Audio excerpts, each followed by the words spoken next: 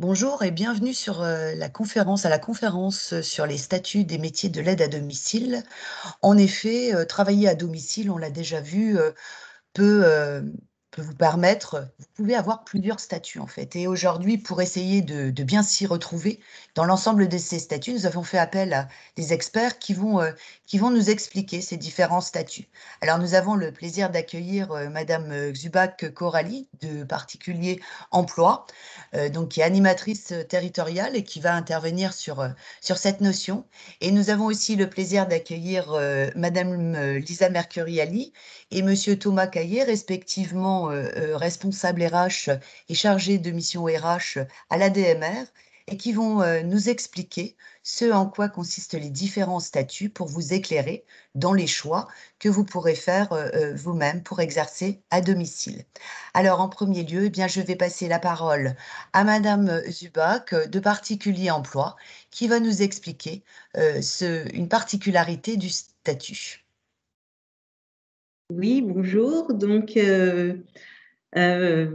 Particulier Emploi, déjà, c'est une structure qui a pour but de rendre l'emploi à domicile plus facile, parce que être salarié de particulier employeur, voilà, on peut avoir l'impression d'isolement, d'être tout seul chez soi face à son employeur, comme l'employeur peut ressentir l'impression d'être tout seul chez lui et où chercher les informations. Donc voilà, nous sommes joignables pour accompagner employeurs et salariés sur tout ce qui concerne la relation de travail entre particuliers, sur le contrat de travail ou la formation professionnelle ou la protection sociale. Alors, être salarié d'un particulier employeur, qu'est-ce que c'est? Eh ben, c'est une personne qui se met à disposition d'une autre personne pour travailler à son domicile et l'accompagner dans son quotidien.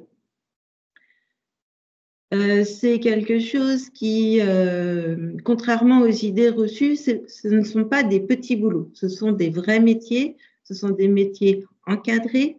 Voilà, on peut pas, même si c'est un accord entre deux particuliers, c'est quand même un accord qui est soumis à des règles.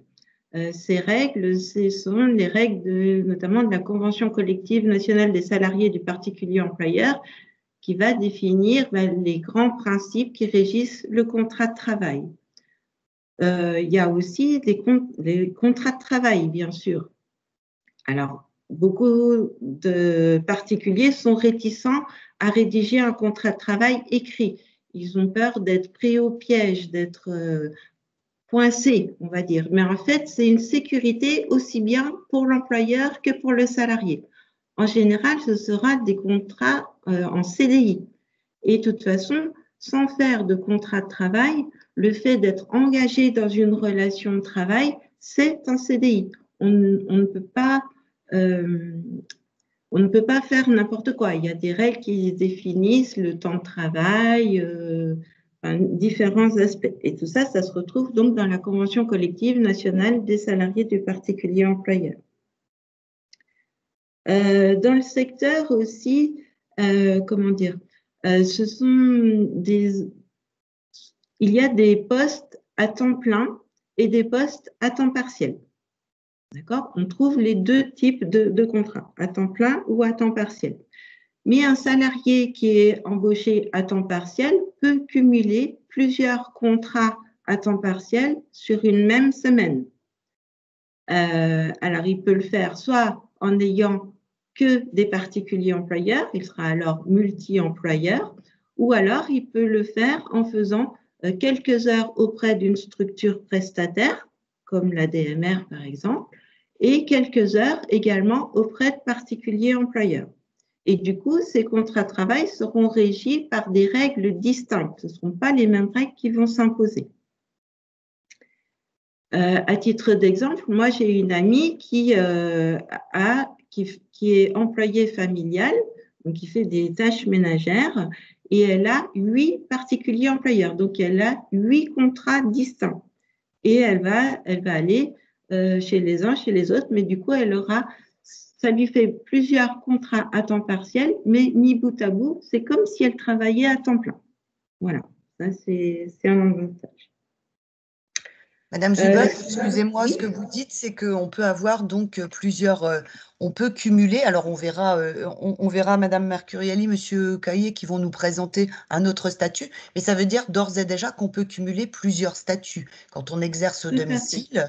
Et ce que vous nous dites, c'est que c'est très encadré et on a un contrat de travail, même si notre employeur est un particulier lui-même, comme vous le disiez. On est vraiment entre deux personnes, mais là, on a aussi un contrat de travail. Donc, c'est très encadré et derrière, on n'est pas, et c'est bien de le souligner, de le rappeler, ce n'est pas du petit travail entre guillemets, c'est vraiment un vrai contrat de travail qui est signé entre un employeur qui est une personne physique et effectivement la personne qui vient au domicile. C'est important de pouvoir le souligner et on reviendra peut-être aussi ensuite après quand Madame Mercurelli, Monsieur Caillé auront parlé, on pourra échanger sur ce cumul possible parce que je pense que ça peut être très intéressant pour les personnes aujourd'hui de le savoir en tout cas et quelles sont les démarches. Alors, dans les avantages de travailler pour un particulier, quels sont-ils ces avantages, Madame Zubach? Alors, il y a plusieurs avantages. Le premier, c'est qui est mis en avant par les salariés du secteur et ce qui est très apprécié, c'est leur autonomie professionnelle. Alors ça se décline en plusieurs niveaux parce qu'en fait, le salarié, ben, comme il aura le choix déjà du poste qu'il va occuper en fonction de ses appétences. Par exemple, il y a des salariés qui sont intéressés pour accompagner des personnes qui ont un handicap lourd. Voilà. Je connais aussi des salariés, j'ai rencontré des salariés qui recherchaient des postes particuliers puisqu'ils préféraient accompagner des particuliers en fin de vie. Donc, ce sont des contextes particuliers. Et il y en a d'autres qui, au contraire, disent, ben, non, moi, tout ce qui est, voilà, je veux bien accompagner la personne, faire la cuisine, le ménage, tenir compagnie, etc. Mais l'aspect, l'accompagnement dans les toilettes, ça me fait un peu peur, des choses comme ça. Ou il y en a d'autres qui seront plus intéressés pour s'occuper des enfants, de la petite enfance. Donc voilà, ça permet aussi, en tant que salarié, de dire, ben, qu'est-ce qui me plaît, qu'est-ce qui m'attire le plus et peut-être de s'orienter vers des postes comme ça. Ça permet aussi une certaine autonomie puisqu'un salarié peut du coup peut-être plus facilement concilier vie familiale et vie professionnelle. Il y a des salariés qui, fonction de leur vie personnelle, vont préférer travailler 2 jours, et peut-être que le matin, ou d'autres qui préféreront travailler que la nuit, ou d'autres préféreront travailler que le week-end. Donc, on peut, voilà, en fonction des postes trouvés, en fonction des besoins exprimés par les particuliers employeurs, ils vont pouvoir du coup adhérer et souscrire au contrat qui leur convient. Ils peuvent aussi choisir et sélectionner leur secteur géographique. On sait que travailler en ville ou travailler à la campagne, c'est pas tout à fait pareil. Rentre en compte aussi la mobilité de la personne salariée. Est-ce qu'elle a une voiture? Est-ce qu'il y a des transports en commun qui sont facilement accessibles, etc. Donc tout ça, ça est pris aussi en compte et un salarié pourra du coup choisir ses contrats et créer son réseau en fait en fonction aussi de la délimitation géographique que lui se sera fixé. Si je reviens à l'exemple de mon amie qui a 8 particuliers employeurs, elle les a choisis du coup dans le même quartier et ça lui évite de perdre du temps dans les trajets. Mais c'est tout à fait, voilà, après ça tombe dans un choix personnel, il n'y a pas de souci. Autre avantage, qui est mis en avant, c'est en ce qui concerne la formation professionnelle, parce que ce sont des métiers dans lesquels qui sont accessibles sans forcément de formation initiale. D'accord? Mais pour autant, c'est un vrai engagement. Travailler pour des particuliers, il faut agir en tant que professionnel, en tant que technicien, même pour faire du ménage. C'est pas, on ne fait pas le ménage chez quelqu'un comme on fait le ménage chez soi. Il faut être performant et que ce soit tout clean. Donc, il y a des astuces. Voilà, ça s'apprend. Et il y a aussi on dit qu'il y a du public fragile. Les enfants de moins de 3 ans, les personnes en situation de handicap ou en perte d'autonomie sont dits publics fragiles. Donc, avoir une formation professionnelle, ben, ça permet d'accompagner au mieux ces publics-là. Et donc, pour ce faire, dans la formation, je sais que dans le forum que vous organisez, il y a un hall formation avec toutes les dispositions nécessaires et toutes les informations. Mais ce qui est important à savoir, c'est qu'il y a de la formation qualifiante et surtout de la formation continue. Donc, un salarié peut très bien être en poste, entrer, signer un contrat de travail avec un particulier employeur et ensuite, il a à sa disposition des catalogues de formation qui prévoient un certain nombre de modules de formation dont le financement est pris en charge et le salarié peut choisir la formation qui lui convient. Donc, ça peut être de la formation pour renforcer ses compétences pour accompagner au mieux la personne qui l'accompagne. Par exemple, s'il y a une personne qui est atteinte d'Alzheimer, accompagner dans le besoin de l'employeur qui va être progressif. Donc, il faut savoir le faire et donc, tout ça, ça se retrouve dans des catalogues de formation qui sont actualisés tous les ans. Voilà. Et merci, Madame Zubac. Par rapport à d'autres, peut-être d'autres avantages, on complétera avec ce que va pouvoir nous dire Monsieur Caillé, Madame Mercuriali. Merci pour toutes ces précisions. En tout cas, pour les personnes, vous pouvez retrouver aussi, et on le redira, sur le salon, tous les éléments, en tout cas du particulier emploi, et vous avez à votre disposition des personnes aussi qui vont pouvoir répondre à l'ensemble de votre question, notamment par le biais du contact sur leur site ou bien direct sur le salon. N'hésitez pas, Madame Zubac, on revient vers vous par rapport justement à la complémentarité. Monsieur Caillé, Madame Mercuriali, merci pour votre présence. Alors, un petit point sur le statut. Et puis, peut-être vous pouvez d'ores et déjà, Monsieur Caillé, nous situer un petit peu la DMR, même si, naturellement, quand on le dit, tout le monde connaît votre structure, mais peut-être repréciser un petit peu les choses. Je vous remercie. Oui, donc bonjour à tous. À titre d'introduction, effectivement, pour représenter le réseau ADMR. Donc l'ADMR 54, c'est un réseau associatif de services à la personne. Donc aujourd'hui, c'est regroupé au niveau départemental. Donc au niveau du 54, on a 32 associations locales, dont 28 SAD, donc des services d'aide et d'accompagnement à domicile, qui accompagnent les personnes en perte d'autonomie. Donc ça représente globalement 1400 salariés pour 10 000 bénéficiaires accompagnés. Donc pour présenter et compléter la présentation entre statut prestataire et mandataire, donc aujourd'hui le statut prestataire, qui est le plus gros de notre activité, c'est finalement une relation tripartite entre une personne aidée, un usager, une structure employeuse, donc un SAD, et un personnel d'intervention. Donc en fait, cette relation tripartite, on peut l'appeler le triangle d'or.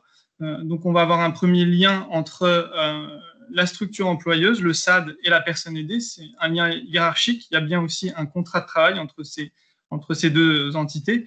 On a une autre relation contractuelle entre la personne aidée et la structure employeuse, donc qui va régir finalement la prestation à donner. Et on a un lien qui est en pointillé, entre guillemets, un lien fonctionnel entre la personne aidée et le salarié d'intervention, l'aide à domicile, puisque finalement l'aide à domicile va exécuter la prestation, mais toujours sous l'égide de la structure employeuse, le SAD. Donc voilà pour la présentation du prestataire qui se résume à une relation tripartite appelée le triangle d'or. Merci pour les précisions. Donc, juste pour les personnes, justement, ces différences, hein, ce que Monsieur Caillé vient d'expliquer. Donc, avec voilà, une relation tripartite, hein, vous avez un SAD, un employeur qui est employeur, qui est votre employeur, et puis vous intervenez de toute façon à domicile, mais vous avez un SAD qui est votre employeur. Et puis, ce que Madame Zubac vous avez présenté, avec un particulier qui est en direct votre employeur. Voilà, donc ça, c'est vraiment la présentation, on va dire, des deux statuts. Madame Mercuriali, vous allez nous en dire peut-être un peu plus sur les avantages de ce statut et puis nous présenter l'ensemble de ces données. Oui, bonjour à tous. Donc, nous avons recensé quatre avantages, 4 points forts de ce statut prestataire. Donc, en premier lieu, le statut prestataire permet d'avoir un emploi sûr à durée indéterminée. Alors, qu'est-ce qu'on entend par le terme emploi sûr? C'est qu'en fait, le contrat ne prendra jamais fin suite à l'arrêt d'une prestation chez un client, chez un usager. En effet, l'association doit respecter le volume d'heures contractuelles donc présent au contrat et doit par conséquent octroyer de nouvelles heures aux salariés afin de respecter la durée mensuelle de travail prévue au contrat. Alors, pour faire le lien avec ce qu'on a entendu tout à l'heure par rapport au statut mandataire, donc le prestataire est chapeauté par la convention collective de la branche de l'aide, de l'accompagnement, des soins et des services à domicile, qu'on appelle la BAD. Et donc voilà, cette convention collective régit donc tous les liens avec nos salariés. Dans un second temps, le second point fort, c'est que l'employeur, donc le SAD, hein, le service d'aide et d'accompagnement à domicile, est un véritable support. Un support qu'on pourrait finalement diviser en deux parties, donc un support qu'on peut qualifier comme un garde-fou et un support plus logistique voilà, dans les relations de travail. Donc, un support dit plutôt garde-fou dans le sens où le salarié peut compter sur son employeur en cas de difficulté chez un client.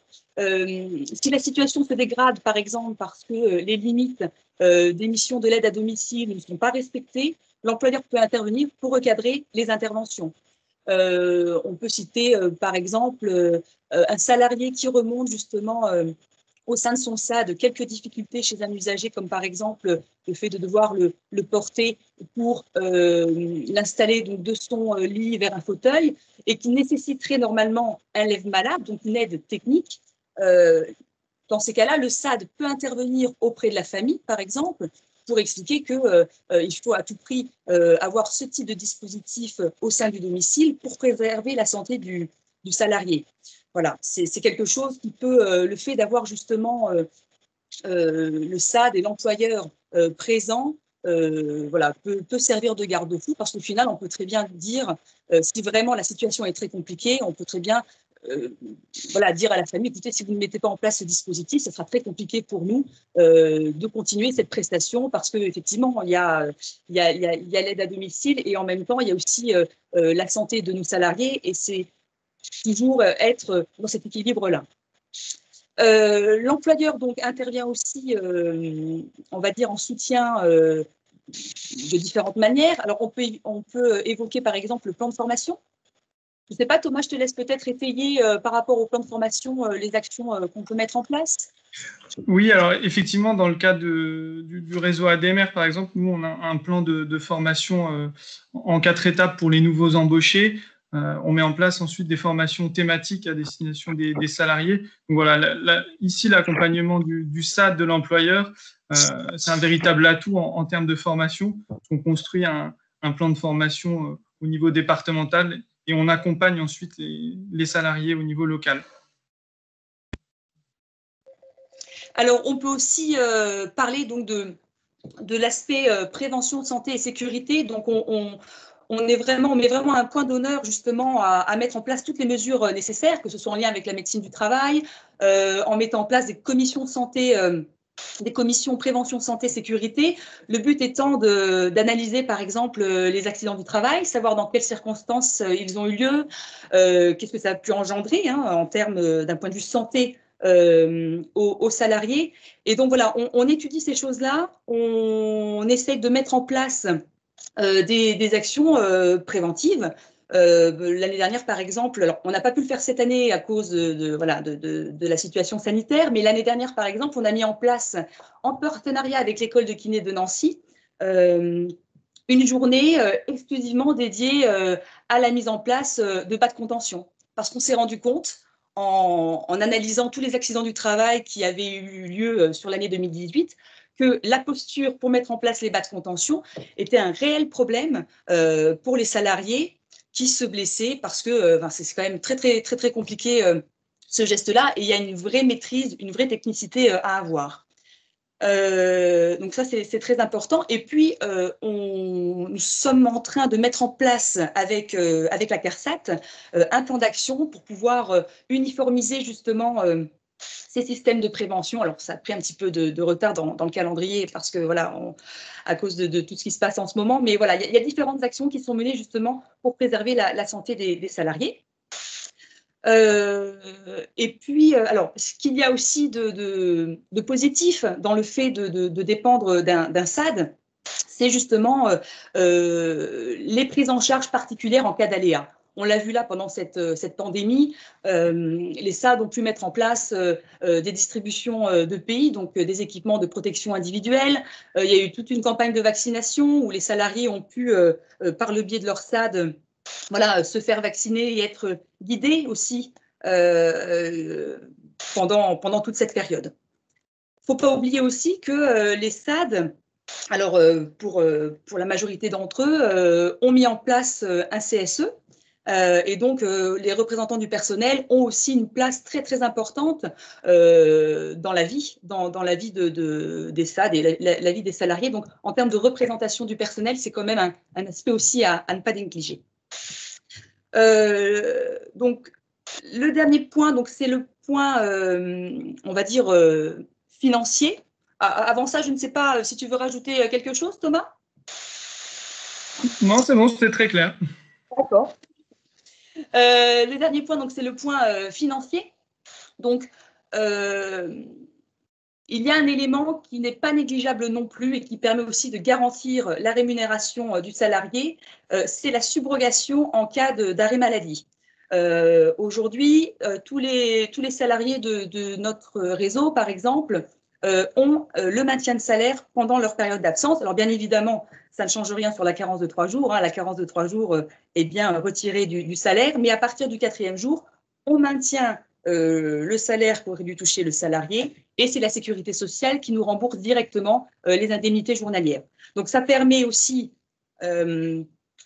comment dire, eh bien, voilà, de ne pas avoir cette pression lorsqu'on est souffrant et de pouvoir, voilà, et de pouvoir s'arrêter quand le besoin se fait sentir sans avoir peur pour ses finances. Donc, c'est aussi une garantie de rémunération. Au-delà de ça, il y a toutes les actions voilà, collectives qui sont mises en place. Je pense par exemple à notre partenariat avec Action Logement. Action Logement, donc, qui permet voilà, d'accéder à l'acquisition de biens ou à la location de biens. Là, par exemple, nous avons eu un mail de leur part pour justement nous inciter à communiquer sur le fait qu'ils offrent 1 000 € voilà, aux apprentis qui souhaitent eh bien bénéficier de leurs services. Le fait aussi de faire partie d'un réseau permet aussi, voilà, dans des cas un peu compliqués comme là avec la Covid, de mettre en place des mesures collectives et aussi, voilà, aux salariés de ne pas se sentir seuls dans un environnement aussi compliqué, on va dire. Merci pour cette présentation. Alors moi, ce que je retiendrai par rapport à ça, déjà, c'est tout l'intérêt, c'est en fait la complémentarité possible de ces deux statuts. C'est ce que vous nous avez expliqué, c'est-à-dire qu'on peut très bien avoir un contrat, un contrat au niveau d'ADMR, par exemple, et puis faire un choix voilà, d'avoir aussi deux particuliers et pour lequel, eh bien, on va avoir un statut différent. Donc, tout ça, c'est possible. Donc, je pense que pour les personnes aujourd'hui qui vont, enfin, en tout cas, qui nous écoutent et qui ont envie d'en savoir plus, en sachant que d'ores et déjà, c'est déjà possible. C'est complémentaire, cela peut être complémentaire et ça permet aussi d'avoir, de faire des choix, d'avoir une autonomie, comme vous l'avez souligné, tout en étant très encadré. Puisque ça, c'est important. Sur les 2 statuts, on n'est pas tout seul. On a effectivement des garde-fous. Et puis, je pense qu'en ce moment, c'est relativement important. Voilà, ce sont des périodes qui sont très difficiles pour nos salariés à domicile. Donc, je pense que c'est très important d'avoir justement ces garde-fous et d'avoir les structures derrière qui peuvent nous épauler. En tout cas, je vous remercie beaucoup pour toutes ces précisions très intéressantes. Pour les participants, si vous souhaitez plus de renseignements, vous n'hésitez pas. Vous aurez tout sur le salon, les renseignements sur le particulier emploi ainsi que sur tous les liens pour les contacter. Et la même chose pour ADMR, notamment si vous avez besoin de plus de renseignements, que vous souhaitez les contacter ou pourquoi pas déposer votre CV, n'hésitez pas. En tout cas, Madame Mercuriali, Madame Zubak, Monsieur Caillé, merci beaucoup pour votre intervention et je vous souhaite une belle journée. Merci à vous. Merci, au revoir.